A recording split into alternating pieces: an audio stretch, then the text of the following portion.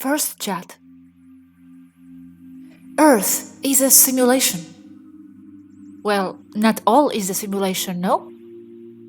The experience isn't. Everything else is. Nothing exists. Only if you want it to be real. From here, from the other side, it is not real. Reality is relative. What do you mean nothing? We said that faraway nature on Earth does exist, for example. No Earth, no Temer, no Erra, no Sindriel, no Avalon. All a mental idea. Matter does not exist at all. Only mind and consciousness. You are living a dream. Oh, you are talking about that level. Don't mix. We are talking about artificial simulation, not mental one. I see one and the same, just another level. I see Earth and everything in it as false as Erra or Sindriel. But people dwell and get lost in insignificant details like lunar matrix and things that are truly inconsequential. Sister, news for you. All that's the Taygetan point of view, and it is valid, but no more valid than anyone else's. Everything is mental and part of the same simulation game. Simulation done with mind, not with machine. The lunar matrix and holographic computers inserting buildings there is an insignificant part of the whole. But if there is no objective reality and all is my mind, why are there rules in place, for example, that I did not come up with? Like you not being able to come down to see us. The rules are there to conserve the experience each soul wants, to conserve the lesson of life. Rules you came up with, or else you wouldn't be there. Yes, I think I feel it intuitively this way, that ultimately it's all mind, all simulation, nothing objective outside of that ultimate creative mind. But then, on the level of created simulations, there are rules to keep the games in a game mode, right? Yes, exactly, in lower levels. But if your mind grows enough, expands, then you become part of another system or above the system, so you can start to interact in another way with what you call other densities and people in them. You want the Taygetans to go down and visit you, and all that would be the equivalent of a football player to want to play with his hands, not only his feet, cheating. Yes, it seems that as long as I am perceiving the lower state of the game, I can't change certain rules. So from the lower part of the game I'm at, I am playing the illusion of the objective reality game. That's what the game is about, right? The game is about what you learn from the experience. Yes. And about that football player, who came up with that rule, football player? Me, mind. So I should be able to change that rule. The fact that I can't means that the game is so well planned that it does give me the illusion of the objective reality then. You need to get out of the game to change the rules, or learn to control everything from within. And yes, I know it is convincing, very detailed up to the smallest speck of dirt in the road, or each dandelion seed. But yes, you change your rules. It is very convincing, but especially when it comes to rules that have seemingly nothing to do with me, like your visit rules. That definitely makes one believe there is an objective reality, at least when viewed from the lower level. Complicated. but they do have a lot to do with you. Yes, I know. I put the word seemingly nothing to do with me. Nothing to do with me, I mean, I didn't create those rules, at least from the lower level. You did accept them from the higher level, but from down here, it all does make one believe there is objective reality. That's my point. I had no choice from the lower level. From the higher level, yeah, I can make you all disappear tomorrow or do anything I want. I know that. If it helps, I no longer see any objective reality. Easier for you. You can walk through walls, see through illusions, remember things. There are no walls. Everything is dream. I still bump into those non-existent walls though. I don't even remember my home in Taygeta, none of it. All I have is my essence. That I do feel, and I know it's unlimited. And it is. That is the only really important thing to know. Yes, that's why ultimately I am not concerned about not remembering, for example. That is one of the most important things I have been trying to explain. Who you were is not important. All what is important of who you were, you still are. What is important is who you are and who you will be. So no need to look for anyone's true identity. There is no true identity, and who anyone was is irrelevant. What is not irrelevant is who they are and what they want to be, who they will be. Your identity on Earth as Gosha is as irrelevant and false as your star identity.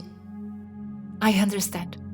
Still though, as you said before, the soul is built and it is built on experiences. So understanding some of those previous experiences would be nice. It makes you understand yourself more and why you are the way you are. That for sure what learning about my Taygetan identity gave me. I understand why I am the way I am more, by understanding my experiences and roots, so to speak, I had earlier. Although they are not my roots really either, just more experiences. What makes things even more complicated is that many of the experiences and memories are implanted and you never lived them. Yes, but they were implanted here in 3D, no? Outside Earth, no, right? Wherever. I am talking about artificial implantation, like in immersed starseeds. The experience is what matters. That is real. And just about everything is implanted anyway, there and in 5D. I'm trying to lessen the importance of artificial implants. Reality itself is artificial, so what's the difference? And how do you implant memories in 5D and why? Are you saying you reached the level from which you understand all physical reality is implanted by some ultimate architect, us from beyond 5D level? I knew it! It is done with consciousness alone, by the user, each soul, at an etheric level before incarnating, and by interaction with other versions of each person or soul, as in interaction with their higher self. On Earth as well. And then that is hacked by frequency machines, holographic computers, but then again, they can do the same in 5D as well.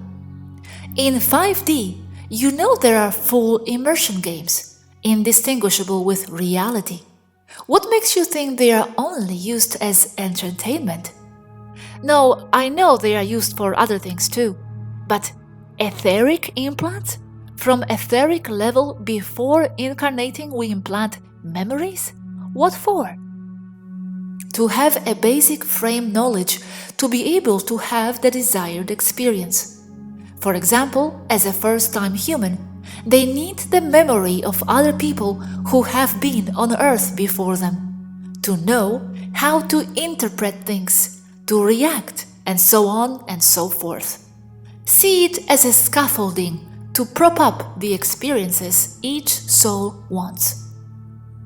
But you mean it is implanted etherically between incarnations? How do I implant that in myself without computers?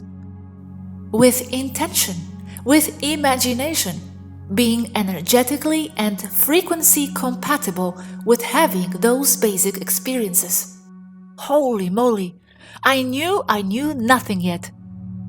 For example, imagining that you are Napoleon, if that is relevant, and researching everything about him. So those basic imaginary memories serve as a frame for the ones you will have. That's why we have so many Napoleons as a past life experience. Quite a narcissistic soul who implanted that into itself. Also, those memories that are implanted are not all that false, because as you are compatible in intention, frequency, interest perhaps, then you are tapping into, channeling, the experiences of Napoleon or whoever, because everything is going on at the same time, as there is no time. Meaning that if you as a soul are compatible in frequency with Napoleon, then you are Napoleon. And if anyone else, another soul, is also compatible with Napoleon, he will be Napoleon as well, having that in common with you. So in a higher realm, everything is connected, everything is blended as one, having no clear boundaries between what is what and who is who. We are truly all one. Is that similar to Akashic records? In a way, yes, but I never did buy into those Akashic records. I think that is a limited way of expressing or of understanding something much more complex. More like simply tapping into the so-called field, where you channel everything that is compatible with you, and you choose that, what is compatible with you, moving your frequency accordingly at will. But if memory can be and can equal the experience, then why even have experiences anymore? Let's just download and implant stuff into ourselves and done? Do memories of experiences equal experiences? They do. Then why have experiences? Because those become and generate memories that later are implanted into other souls. But implanted is only a limited way of wording this. Second chat. Going back to the implanted memories, something that we ended on yesterday, you said something interesting at the end. I asked, so what's the difference between sitting on the couch and implanting memories into oneself and actually having experiences? And you said it's necessary in order to keep filling the experiences bank, my words, for other souls to then play with, implant themselves. I would like you to explain to me the difference between a real experience and an implanted one. There is no difference if the memories you implant are complex and meaningful enough. For the experiencer, there is no difference. But you said that the soul grows with experiences. So it grows even with false experiences? Implanted ones? Other than the simplistic explanation that you lived through something and the other not, I see no difference. But the problem resides in the moment you implant something, a sequence of events. The implanting itself is or will be an equivalent to having lived that something, because it does have a sequence of events through perceived time. And that is in itself equivalent to living something. So that's why I say I see no difference. It is an experience someone holds, and that is the part that counts. If you have someone in the couch and you go and with whatever means you implant a memory, it needs a sequence through time. And that would be the exact same thing as living it for the experiencer on the couch. So for the experiencer, implanting a memory or living it is the same. Okay, so then why don't all of ETs just do that? Sit on couches and implant themselves with stuff. I say ETs as here we don't have this technology. And not talking for now about etheric implantations between lives. Why live life at all then? They do that, and a lot. They play immersions all the time. But it's not the same, because knowing it's not real annuls it as a real experience. You can see the exit door in your room on the ship with your cat looking at you sleeping. That's not the same as a real experience. Oh wait, now I understand. That's why I have a 3D immersion with no memory. Yes, and you are in the middle of it. However, even the ones where you know you are immersed, you have the memory of playing a guitar in the video game. It is also a memory. How you got it is not relevant. Implanting things that are taken by the subject as real amounts to being the same as having lived that event. So, in essence, how you got the memory is irrelevant. That you have it is what is important. If you were implanted the memory of robbing a bank, for example, or living the exact same event as something in your past, in the not observable point of attention of the now, and as you do not know which one was implanted and which one you lived, for you as the experiencer, it amounts to the same. I understand. But my question still remains, why live life? Why not sit there with the implanter machine? But you are in the memory implant machine right now. It is your dang immersion pod number 1007. The building holding your pod inside is quite close to the beach, just saying.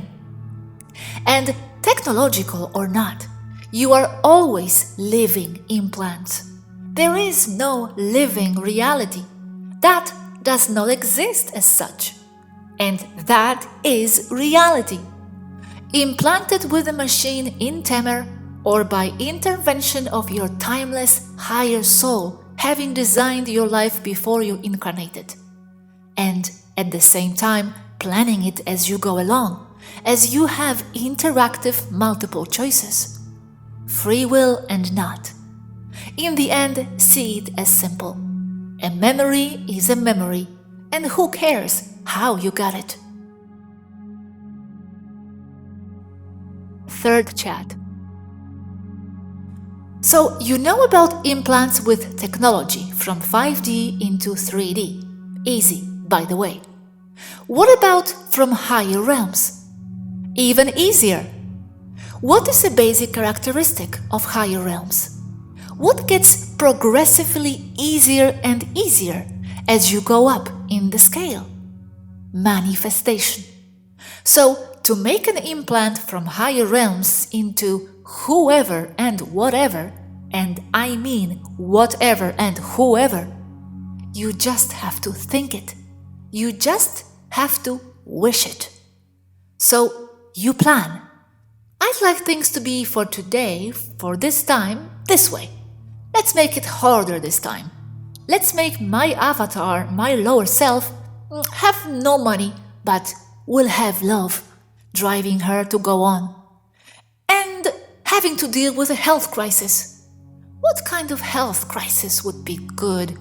An epidemic, yes. No, better a false epidemic, making things even more interesting as she is awake and must convince others against all odds. And things are just because you think them, and there is your implant. You can give your lower self a background. Perhaps she's good at violin and natural. So you give her implanted memories of being a violin concertmaster in her false implanted past life. Of course, in this life, you have a shitty $100 Chinese violin, but she's only using it to drown her perils. And it is because you say so. Because from higher realms, you understand so much that you form matter. You play with time, with sheer will. So, those insertion machines, immersion pods, and holographic computers are lower density, useless, and obsolete gadgetry. Consciousness is everything, and it really is. It creates a flow of energy, because that's what you are, pure, high-frequency energy. And wherever you look, your attention flows, and you interpret things the way you want. And that attention direction, and whatever you are imagining, is gravity. Your thoughts have a shape, a dynamic and precise shape, and that means there is less energy in one place and more in another, even to form a simple table. You have more energy on the top and on the legs, and less between the legs, as it must have a square shape. Why must it have a square shape? Because you want to. And that ordered sequence of thoughts is so perfectly ordered that it creates a flow in the field, and the field is you. And your gravity attention flux, or direction of flow, where you are looking at, thinking of table. That sequence is the harmonics of a frequency we've talked about for years. So you are the field. You are the everything. You are energy, the energy from what everything spawns from. Your emotions and feelings, what you like and not, what drives you to create something and not something else. Why you want a square table this time and not an oval-shaped one? Because it makes you feel good to have it in that particular corner as you decorate your imaginary house you are building in your mind. And that will be real because you want it to be real. And that will reflect in lower realms. You print reality that way because you want it. Because it makes you smile. Amazing. Thank you. But a question, so why then when you come down here into your own creation, some people do not smile anymore? Did they design that as well? Not smiling experience at which then their higher self is smiling at from above? Just because it has never been done before this way, although it has. But let's say it has not. So this variant becomes interesting. So why not? And that's why it's a game. You decide and you make it. From higher realms, it is all set and done. Destiny written. From the lower realm, you make things up as you go. So you have no free will and you do at the same time. And whatever your avatar wants and does as she moves along is free will. But from above, you have already considered all the possibilities of what it can do at each time. You designed them all because you can handle that amount of data. How much of anything is really prepared in advance, and how much are we shaping from below as we go? How much of the free will to create is there still from below? From a higher realm, you are naturally already interfering a lot. And I mean to the point of being in total control over your lower avatar. But at the very same time, from the lower density perspective of your lower avatar, where things are simpler, less information, making up a simpler density like 3D or 5D, then your lower self has total free will. But even though that is so, because there is an infinite amount of possibilities to follow, your lower self is still subject to other rules of her role, which you also imposed on her. So even though theoretically she has an infinite amount of possibilities to choose a course of action from, she is still limited to the former agreements she lives by, depending on the density, like gravity, using doors, not teleporting, not walking on water, and so on. So is it just an illusion the lower self has about having free will, since it has less information? So it doesn't know it's all already worked out. Without going into the very necessary conversation to be able to have a common frame, what is reality, what is real, from the perspective of lower self, she is living in her reality with her limitations. From the more expanded point of view, that's just a game. Game you can change at any time. And it can be real for you in a higher realm or not. At will. Does not mean you are sick as you make your lower self suffer something. Here we come to a conflict of interests spawning from different density points of view. But from above, it's not letting that something happen. It's not happening as there is no time. It's just a concept. It's only happening from your avatar's point of view. It's a concept from higher perspective, but experience from the lower one. Higher self can't be that naive not to know that, not to realize how much it hurts to get burnt. It's not naive, but the simple fact that the very concept exists is enough for it to happen. As you create the concept that is not fair, it must not happen, you create it happened. It means that even though from above you have all the control, and where you want to place your attention, the responsibility of the action falls on the lower self living the experience. Even saying that never happened means in some place it did. Never something does not exist, only referring to another frame or context. Okay, I understand. Okay, going back to memories. You have been talking about the implanted life plan design, but how does it relate to implanted memories? Why exactly do you need to implant those? What's the specific purpose behind that? For being able to live anything, you need to be able to interpret things a specific way. In order to have a life experience you are designing for yourself from the point of view of your higher self. Because it's you as your higher self who is doing the life design. So in order to have that reference to interpret things one way or another, you need to implant those references. And those are implanted memories of both a former life or of something in your present life that never happened. Why can't you just learn as you go? You do learn as you go. That's the whole point. But if you don't have basic interpretation background, you cannot live as planned.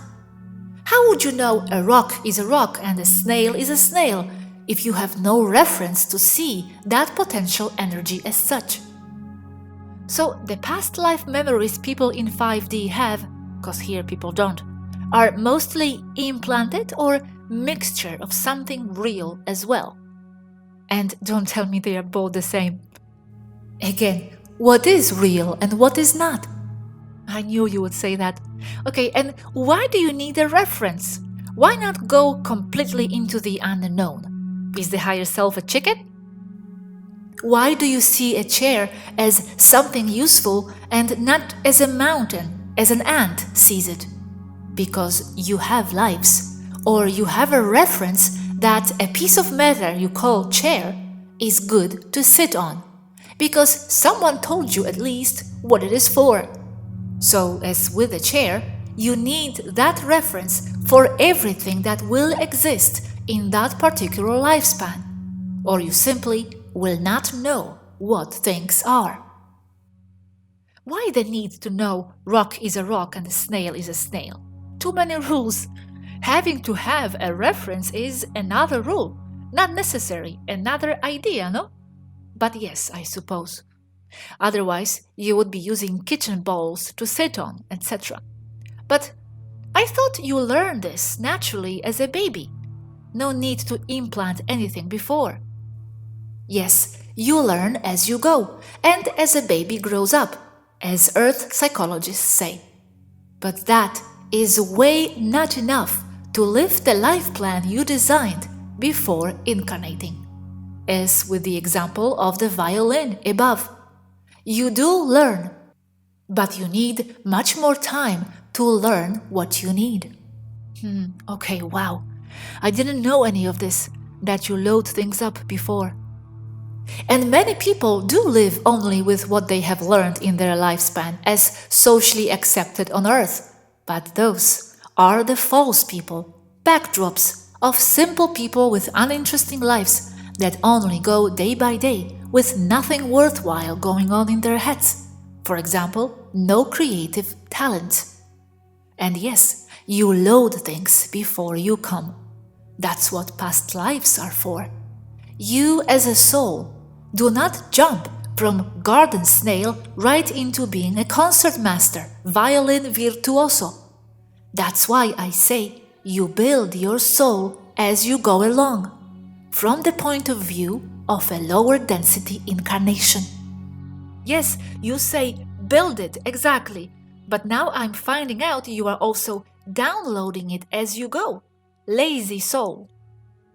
As with so much I have shared, both points of view go together. From one point of view, you build it as you go along. From another, you implant. And you also kind of cheat, implanting things into your lower self to jump a few steps, not needing to be a violin concert master before the incarnation you really want to experience, where you only need violin talent to drown your solitude. From the lower self point of view, those are past lives you build your soul with, as are your present life experiences. From the higher self point of view, those are implants, and you design the life by simple thought. Remember, I'm trying to convey multi-layered information, at least 3 layers here. Yes, I know. I am mostly interested in the higher layer now. Forget the lower one. In the end, nothing is real, and you have experienced nothing. It's all an idea in your higher self's mind, a fantasy, a novel created just because. So how do you know that your memories as Svarus are truly yours and you didn't just load them up from the field? Or loading things up from the field equals being that and having been that? Because I know everything is false anyway from a higher point of view, but not from the ones that are living it.